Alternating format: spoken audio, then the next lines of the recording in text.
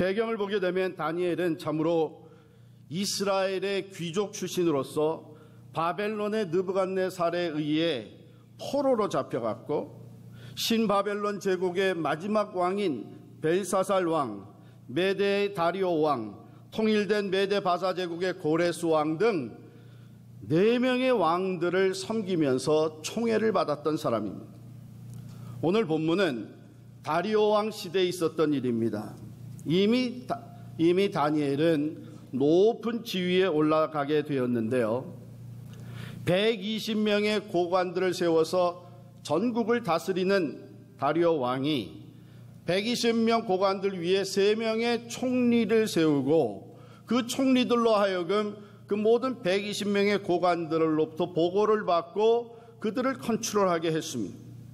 그런데 그 총리 3사람 중에서도 다니엘이 워낙에 뛰어난 리더였기 때문에 다리오 왕은 그를 세워 전국을 다스리게 하고자 했다. 이렇게 성경이 기록하고 있습니다. 본래 포로 출신이었던 유대인이 갈대아 사람들 바벨론에 와서 이러한 권력을 잡게 되고 영향력을 발휘하게 되니까 당연히 시기와 질투의 대상이 되었습니다. 그래서 그 모든 고관들이, 지도자들이 다니엘을 끌어내리려고 고발할 수 있는 증거를 찾고 있는데 성경은 뭐라고 기록하냐면 아무 근거, 아무 허물도 찾지 못했다. 5절에 보면 다니엘은 그 하나님의 율법에서 근거를 찾지 못하면 그를 고발할 수 없으리라. 저들끼리 하는 얘기예요. 결국 다니엘이 올무에 빠질 수밖에 없는 법을 만들었습니다. 다리오 왕에게 찾아와서 다리오 왕이여 만수무강하옵소서. 전 세계의 왕과 같은 분이 어디 누가 있겠습니까? 그러니까 왕의 그 위엄과 왕의 그 세력을 떨치기 위해서 앞으로 30일 동안 어느 누구도 왕 외에는 다른 신에게나 사람에게 구하지 못하게 하옵소서. 만약에 그렇게 하면 사자굴에 던져 넣음이 옳음이니이다. 여러분이 왕이라면 어땠겠어요? 우쭐했겠죠. 그럼 그렇지. 그래가지고서는 이 다리오 왕이 생각 없이 그냥 거기에다가 어인을 찍어버린 거예요. 이게 조서가 작성이 되고 왕의 도장을 찍게 되면 그건 왕도 거역할 수 없는 법이 되구만. 그런데 다니엘은 하나님을 섬기는 사람. 다니엘은 매일 하루에 3번씩 예루살렘으로 향한 창문을 열어놓고 그 앞에 무릎을 꿇고 하나님께 기도하던 사람입니다. 그런데 이 법이 통과가 됐습니다. 이제 다니엘은 어떻게 하면 좋습니까? 법을 만들어 놓고 지켜보는 사람들이 있습니다. 주변에 많은 백성들이 지켜봅니다. 다니엘이 이제 어떻게 할 것이냐? 다니엘을 끌어내리려고 이러한 음모를 만들어낸 나라의 지도자들, 고관들, 그들은 다니엘이 어떻게 할 것인가 한 것을 잠복해서 매 순간 살피고 있었습니다. 그를 잡아들이기 위한 올무를 치고 기다리는 사람들, 그리고 그가 다니엘이 어떻게 되나 관망하는 수많은 사람들 가운데서 다니엘은 선택을 합니다. 신실한 믿음의 선택을 합니다. 변함없이 전에 하던 대로 하루에 3번씩 예루살렘으로 향한 창문을 열어놓고 그 앞에 무릎을 꿇고 하나님께 기도하였습니다. 이것은 어떤 상황인지 어떤 일이 펼쳐졌는지 다 알고 행한 믿음의 신실함. 모르고 한 것이 아니었어요. 모르고 했다가 나중에 알았다면 내가 그거 알았으면 그렇게 안 했을 텐데, 그게 아닙니다. 왕의 조서에 이미 어인이 찍힌 것도 알았고 그 조서의 내용에 보면 앞으로 30일 동안 다리오 왕 외에 다른 신에게나 다른 사람에게 기도하는 사람은 반드시 사자굴에 던짐을 받게 된다는 것도 알고 있었습니다. 또한 그것은 아무리 자기를 총애하는 왕일지라도 그것을 거역할 수 없는 법이 되었다고 하는 것을 알았습니다. 다니엘이 신실한 믿음의 사람이었다는 것은 바로 이 모든 것을 알고도 변함이 없었다는 것입니다. 조금의 타협도 없었습니다. 생각해보면 여러 가지 방법이 있을 수 있을 거예요. 30일 동안만 중단하자. 30일, 한 달, 금방 지나가죠. 30일이 지나면 이 법은 그 효력을 상실하게 되니까 30일만 내가 중단하자. 하나님도 이해하시겠지. 아니면 남이 보지 못하게 하자. 기도가 뭐 남이 보라고 하는 것도 아니고 남이 보지 못하는 장소에 가서, 아니면 집에서 창문을 다 닫고 커튼을 치고 가리우고 하자. 그것도 아니면 기도의 자세를 좀 바꾸지 뭐. 그냥 꼭 무릎 꿇고 기도해야 하나?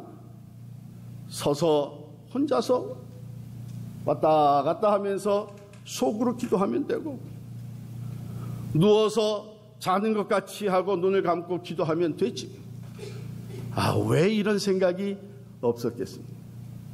소위 우리가 오늘날 얘기하는 세상의 지혜,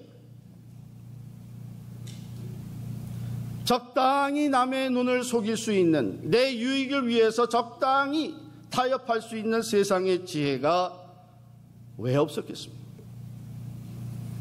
그러나 다니엘은 조금도 타협함이 없었습니다. 알고도 믿음으로 결단한 것입니다. 자기가 기도하다가 잡히게 되면 지금까지 쌓아올린 이 모든 공든탑이, 그 권력과 부와 지위와 명예가 다 사라질 뿐만 아니라 자기의 생명이 위험하게 되는, 사자굴에 던짐을 받게 되는 그런 상황이었습니다. 다니엘은 그 모든 것을 알고도 변함이 없었습니다. 신실한 믿음, 그 믿음의 선택을 한 것입니다. 두 번째로 다니엘은 모르고도 선택을 했습니다. 다니엘이 무엇을 몰랐을까요? 자기가 왕의 명령을 거역하며 사자굴에 던져진다는 것까지는 알았습니다마는 하나님이 어떻게 행하실 건가는 몰랐습니다. 하나님이 어떻게 도움을 펼쳐주실까는 하나님 말씀하지 않으셨습니다. 그가 사자굴에 던져지게 되면 죽게 될지 살게 될지 알 수가 없었습니다. 그 모든 결과는 미지수였습니다.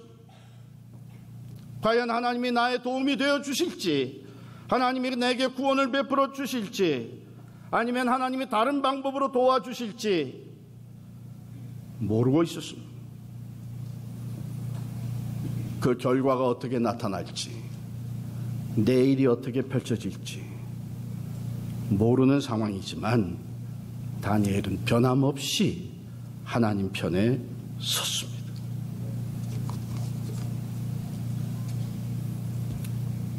결과가 나타났습니다.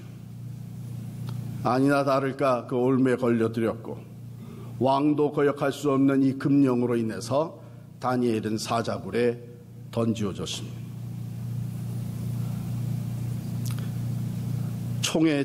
다니엘을 총애했던 다리오 왕이 내가 큰 실수를 했구나, 잠 한 잠 자지 못하고 하루 종일 금식하고 새벽이 밝아오자 사자굴로 뛰어왔습니다. 놀랍게도 다니엘이 살아있었습니다. 일시적인 결과는 사자굴에 던짐을 받게 되는 큰 위기 상황이요, 일시적인 결과는 큰 희생을 치르고 생명을 빼앗길 수도 있는 그런 결과로 나타났지만 궁극적인 결과는 하나님의 살아계심이 선포된 줄을 믿습니다. 나의 하나님이 이미 그의 천사를 보내어 사자들의 입을 봉하셨으므로 사자들이 나를 상해하지 못하였습니다. 살아있는 다니엘이 새벽같이 찾아온 왕에게 자기의 상태를 보고를 했습니다. 다리오 왕이 그 모든 음모를 꾸민 사람들에 대해서 알게 되었고, 다리오 왕은 그 다니엘을 참소하던 자들을 오히려 붙잡아서 사자굴에 쳐넣습니다. 그런데 성경에 보니까 그들이 굴 바닥에 닿기도 전에 사자들이 곧 그들을 훔쳐서 그 뼈까지도 부서뜨렸더라 그랬습니다.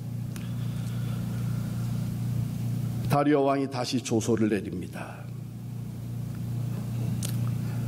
다니엘의 하나님 앞에서 떨며 두려워할지니 그는 살아계시는 하나님이시요 영원히 변하지 않으시리시며 그의 나라는 멸망하지 아니할 것이요 그의 권세는 무궁할 것이며 그는 구원도 하시며 건져내기도 하시며 하늘에서든지 땅에서든지 이적과 기사를 행하시는 이로써 다니엘을 구원하여 사자의 입에서 벗어나게 하셨음이라. 할렐루야. 궁극적인 결과는 뭡니까? 다니엘이 구원받을 뿐만 아니라 하나님이 영광을 받으셨습니다. 하나님의 이름이 높임을 받으셨습니다. 하나님을 섬기지도 않던 다리오 왕이 자기가 다스리는 전국으로 조소를 보내면서 다니엘의 하나님을 찬양할지니라, 다니엘의 하나님의 이름을 높여드릴 것이니라 널리 선포하게 되었습니다. 하나님은 하나님의 영광을 받으시기 위해 우리 가운데 새 일을 행하시는 분이신 줄 믿으시기를 바랍니다. 일시적인 결과는 어려움이 있을 수 있고 희생을 치러야 되고 두려움이 들이닥칠 수 있지만 하나님의 말씀에 서서 신실한 믿음의 선택을 하는 사람들에게는 하나님의 살아계심이 나타나 보여질 줄을 믿습니다. 하나님이 영광을 받으실 줄을 믿습니다. 신실한 믿음의 선택을 하나님은 귀하게 보시기 때문입니다.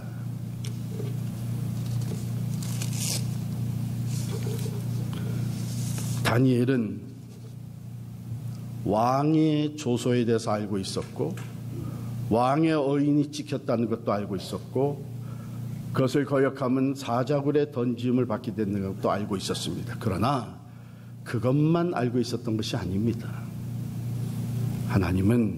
다니엘은 다리오 왕도 자기를 시기하고 질투해서 자기를 죽이려고 하는 이 모든 고관들, 권력자들도 다 하나님의 주권 아래 있는 것을 알고 있었습니다. 다니엘은 하나님만이 모든 왕 중에 왕이시고 영원하신 주권자가 되시고 하나님께서 살리시도 하시고 죽이시도 하시고 복을 주시기도 하시고 심판하시도 하시는 생사화복의 주관자인 것을 다니엘은 믿고 고백하고 있었던 것입니다. 물론 하나님께서 어떻게 하실지는 모르고 있었지만 그는 분명히 알았던 것이 내가 하나님 편에 서게 되면 하나님이 나를 책임져 주신다고 하는 확신이 있었던 것입니다. 할렐루야. 사드락과 메삭과 아벳느고 다니엘의 세 친구도 바로 이 믿음을 가지고 느부갓네살 왕이 만든 금신상 앞에 절하지 아니하였고 다시 한번 기회가 주어졌을 때도 그들은 담대하게 조금도 타협하지 아니하고 선포하였습니다. 왕이요, 그 일에 대해서는 우리가 대답할 필요조차 없습니다. 우리가 믿는 하나님은 우리를 능히 풀무불에서도 건져내실 수 있는 전능자이시요, 그러나 그리하지 아니하실지라도 하나님께서 어떻게 역사하실지 우리는 모릅니다. 하나님께서 우리를 구원하실지 그냥 죽게 놔두실지 우리는 알 수가 없습니다. 그리하지 아니하실지라도 우리는 왕이 만든 금신상 앞에 절할 수 없음을 아옵소서. 하나님 편에 신실하게 온전히 섰던 사드락과 메삭과 아벳느고 그리고 다니엘 통해서 하나님의 살아계심, 하나님의 전능하심, 하나님의 놀라운 구원의 역사가 펼쳐진 줄을 믿습니다. 이날에 하나님은 우리로 하여금 다니엘과 같이 믿음의 결단을 하게 하십니다. 2011년 미국 장로교회는 동성애자들에게 목사 안수, 장로 안수를 주면서 그들이 리더십을 발휘할 수 있는 길을 열어놓았습니다. 다니엘과 같이 우리도 교단의 결정으로 인해서 선택해야만 되는 상황에 놓이게 되었습니다. 2011년 필그림교회 당회는 그때 이미 우리는 교단을 떠날 것을 결정을 하였습니다. 2015년에는 미국 장로교회는 동성애자들에게 결혼을 허락하는 것까지 인정을 했습니다. 이러한 결정은 성경에 있는 말씀을 그대로 받아들이지 아니하고 성경이 죄로 규명하고 있는 동성애는 죄가 아니라고 선포하는 행위요, 한 걸음 더 나아가서는 성경이 전적으로 하나님의 말씀이라고 하는 성경의 권위를 인정하지 않는 행위입니다. 왜냐하면 성경은 분명히 동성애가 언급되는 곳마다에서 그것은 죄라고 선포하고 있습니다. 레위기 18장 22절의 말씀입니다. 너는 여자와 교합함같이 남자와 교합하지 말라. 이는 가증한 일이니라. 레위기 20장 13절 말씀. 누구든지 여인과 교합하던 남자와 교합하면 둘 다 가증한 일을 행함인즉 반드시 죽일지니 그 피가 자기에게로 돌아가리라. 신명기 23장 17절 18절 말씀입니다. 이스라엘 여자 중에 창기가 있지 못할 것이요 이스라엘 남자 중에 미동이 있지 못할지니 창기의 번동과 개 같은 자의 소득은 아무 서원하는 일이든지 내 하나님 여호와의 전에 가져오지 말라. 이 둘은 다 내 하나님 여호와께 가증한 것임이니라. 미동이라고 하는 것은 남자에게 몸을 파는 남자 아이를 말합니다. 신약성경으로는 그 외에도 구약성경 열왕기상 14장 24절, 열왕기상 15장 12절, 열왕기상 22장 45절 46절, 욥기 36장 13절 14절은 한결같이 동성애는 죄라고 규명하고 있습니다. 로마서 1장 27절 말씀입니다. 이와 같이 남자들도 순리대로 여인 쓰기를 버리고 서로 향하여 음욕이 부릴 듯하며 남자가 남자로 더불어 부끄러운 일을 행하여 저희의 그릇된 상당한 보응을 그 자신에게 받았느니라. 고린도전서 6장 9절 10절 말씀입니다. 불의한 자가 하나님의 나라를 유업으로 받지 못할 줄을 알지 못하느냐. 미혹을 받지 말라. 음란하는 자나 유상 숭배하는 자나 간음하는 자나 탐색하는 자나 남색하는 자나 도적이나 탐남하는 자나 술 취하는 자나 후욕하는 자나 토색하는 자들은 하나님의 나라를 유업으로 받지 못하리라. 유다서 1장 7절 말씀입니다. 소돔과 고모라와 그 이웃 도시들도 저희와 같은 모양으로 간음을 행하며 다른 색을 따라가다가 영원한 불의 형벌을 받음으로 거울이 되었느니라. 여기 다른 색은 동성연애를 말하는 것이 아닙니까? 하나님의 말씀은 조금도 동성애에 대해서 다른 의견을, 다른 생각을 갖지 못하게 만들어놨습니다. 그러나 여러분 분명히 들으십시오. 동성애자들뿐만 아니라 우리도 다 같은 죄인입니다. 하나님이 죄인들을 사랑하십니다. 하나님은 죄인들을 사랑하셔서 죄인들이 하나님께로 돌아와서 죄 사함 받기를 원하시고 치유받기를 원하시고 하나님과의 관계가 회복되기를 원하시고 하나님의 거룩함으로 들어오기를 원하십니다. 그런데 동성애가 죄가 아니라고 하면 그것은 하나님 앞으로 돌아와 치유받고 하나님 안에서 거룩함으로 회복되어지는 길을 막는 것입니다. 그러므로 우리는 진정 동성애자들조차도 우리가 사랑하는 마음으로 그들에게 바른 진리를 가르치고, 그러나 하나님 안에 치유의 길이 열려 있고 회복의 길이 열려 있고 참된 구원의 길이 열려 있음을 선포하는 교회가 되어야 할 줄을 믿습니다. 이것을 하지 못한다면 우리는 그 동성애자들의 영혼을 책임지지 못하는 사람들이 됩니다.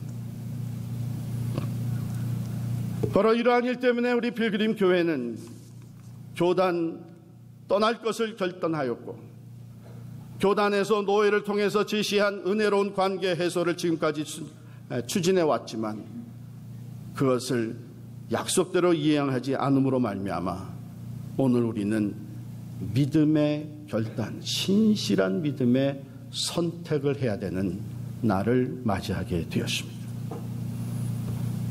모르고 하는 것이 아닙니다. 다니엘과 같이 우리가 알고 선택하는 것입니다. 이 선택과 함께 우리에게 어려움이 생길 수가 있습니다.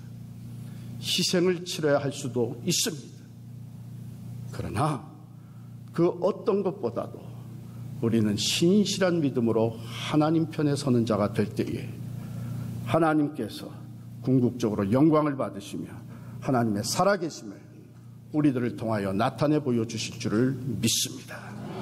사랑하는 성도 여러분, 신실한 믿음의 결단으로 나아갈 수 있기를 바랍니다. 공회원들 앞에서 담대했던 사도들과 같이 하나님의 말씀 편에 설 수 있기를 바랍니다.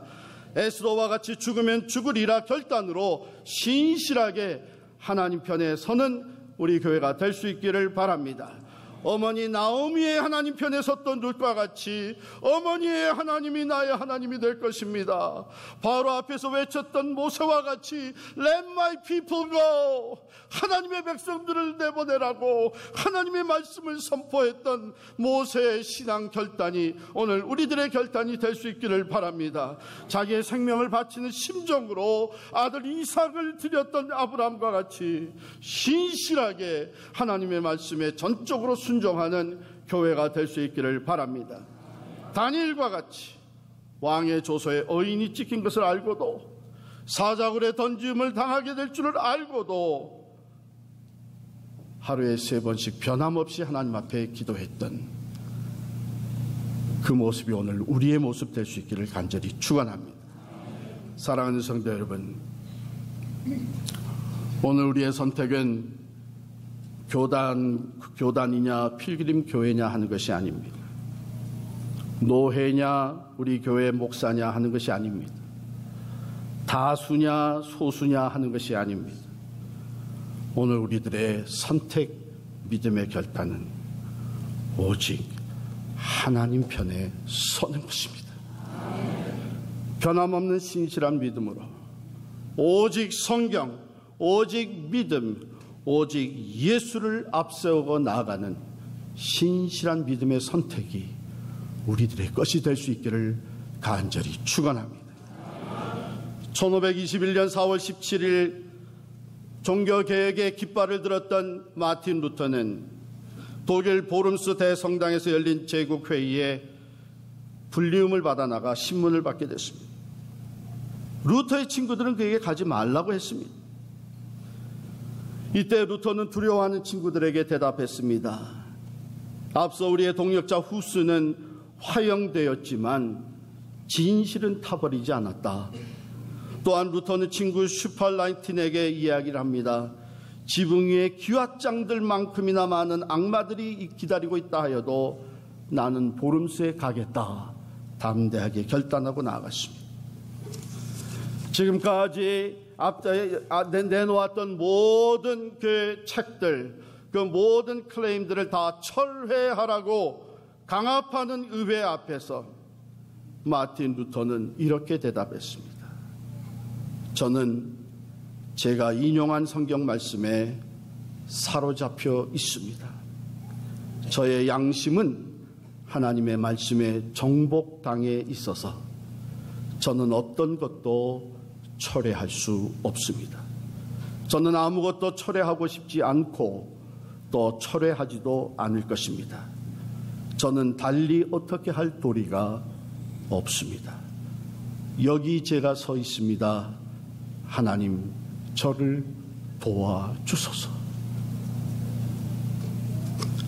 이 믿음의 결단이 놀라운 종교개혁을 일으켰습니다. 오늘 하나님은 이러한 결단으로 하나님 앞에 서는 사람들을 찾고 계신 줄을 믿습니다. 오늘 본문에 보면 참 희한한 구절이 나와요. 다니엘이 변함없이 하루에 3번씩 기도했는데 하나님께 감사하였더라 그랬습니다. 오늘 우리도 하나님께 감사하며 신실한 믿음의 결단을 할 수 있기를 바랍니다. 뭘 감사합니까? 하나님께서 우리가 진리 편에, 하나님 편에 설 수 있도록 믿음을 주신 것을 감사할 수 있기를 바랍니다. 뿐만 아니라 우리가 그 4년이 넘는 기간 동안 오래 갈등하며 이것이 진행되었음에도 불구하고 우리 필그림 교회가 하나 되게 하신 하나님께 감사할 수 있기를 바랍니다. 그리고 이 과정을 지나면서 오늘 이 믿음의 신실한 결단을 할 수 있도록 지난 4년 전 동안, 아니 그 전부터 우리를 준비시키시고 훈련시키시고 40일에 기도를 하게 하시고 주야로 부르짖는 기도를 하시고 금식 기도하게 하여 주시고 특별 새벽 기도를 쌓게 하시면서 우리를 훈련시키시고 준비시켜 주셔서 오늘 이 날을 맞이하게 하신 하나님께 감사할 수 있기를 축원합니다.